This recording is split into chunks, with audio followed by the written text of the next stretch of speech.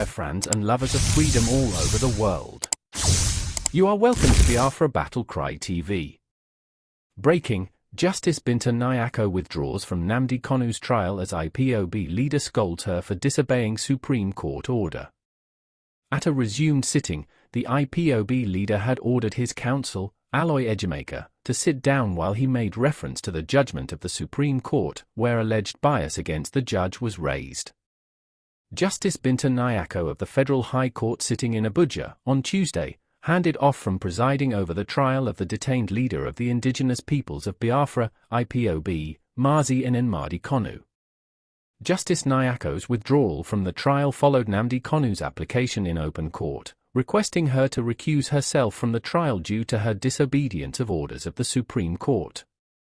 At a resumed sitting, the IPOB leader had ordered his counsel, Aloy Ejimeka, to sit down while he made reference to the judgment of the Supreme Court, where alleged bias against the judge was raised.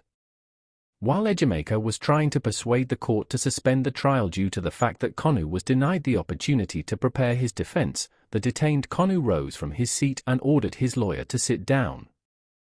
"Sit down! I say you should sit down!" Kanu roared from the dock. "My lord, I have no confidence in this court anymore, and I ask you to recuse yourself because you did not abide by the decision of the Supreme Court. I can understand it if the DSS refuses to obey a court order, but for this court to refuse to obey an order of the Supreme Court is regrettable. I am asking you to recuse yourself from this case," Kanu stated. Though the prosecution counsel, Adegboyega Awomolo, San, urged the court to proceed with the trial, Justice Binta Nyako said she was minded to recuse herself from the case. "I hereby recuse myself and remit the case file back to the Chief Judge," she held. Wow! Biafrans and lovers of freedom, we have just heard the key legal decision by the leader of IPOB, Mazi Nnamdi Kanu.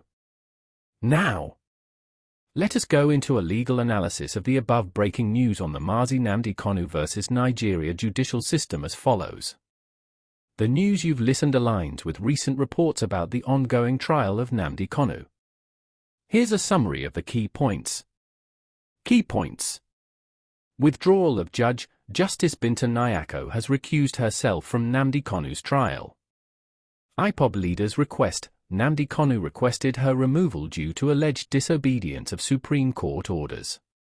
Supreme Court order. The Supreme Court had previously raised concerns about potential bias in the trial.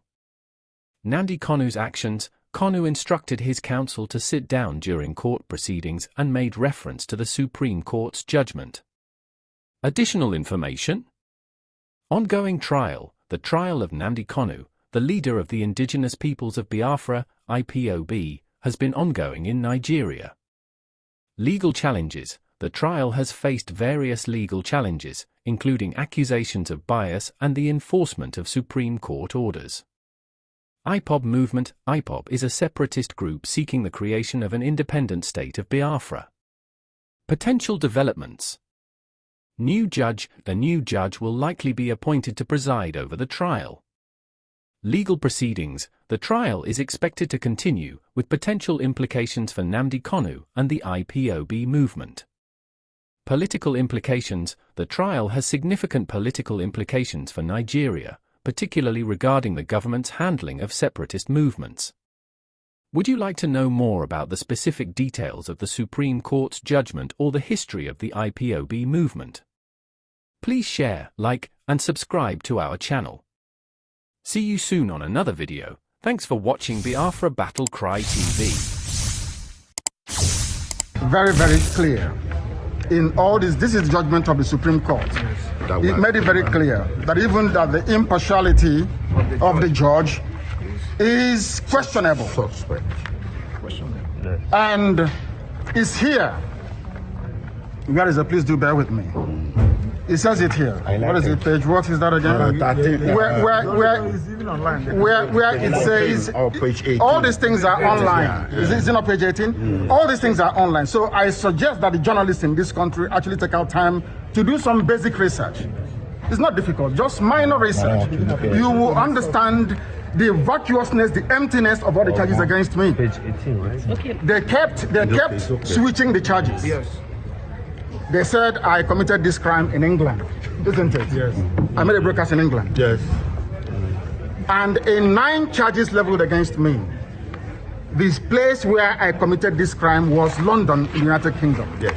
When my lawyers came to see me, I had a defense. discussion with them about how I'm going to defend myself. They removed it. I told them that no court in Nigeria has jurisdiction to try me. Because since this offense was committed in England, so they said, it's only a UK court that can give a Nigerian court the authority to proceed, isn't it? Yeah, based on that, they removed from London. Based on that, they now amended the charge again and removed London. Location of the broadcast. Location of the broadcast. Contrary to section 196. 174 of the Terrorism Prevention Act 2022. In violation of their own laws. Violation of their own laws. And you want me to stand trial under such circumstances? Is that possible? Nnamdi Kanu to stand trial where all these shenanigans are going on? It's not possible. To be a travesty. Of the Igbo people. This orchestrated, almost global persecution of the people stops with me. It cannot happen. It can never happen. That is why we do what we do. That is why I do what I do. I am campaigning for the freedom of my people because of the persecution that we're facing. It's as simple as that. Nothing more, nothing less. Yes. Thank you very much.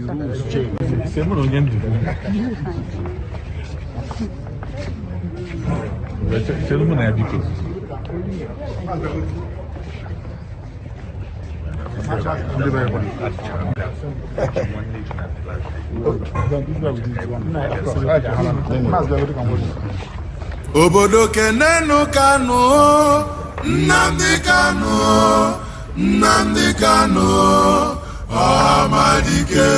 Kanyi kenebenu Kanu, Nnamdi Kanu, Nnamdi Kanu, Amadike. Amadike Biafra, Nnamdi Kanu, Nnamdi Kanu, Amadike. Ikabugondi loyo, Nnamdi Kanu, Nnamdi Kanu.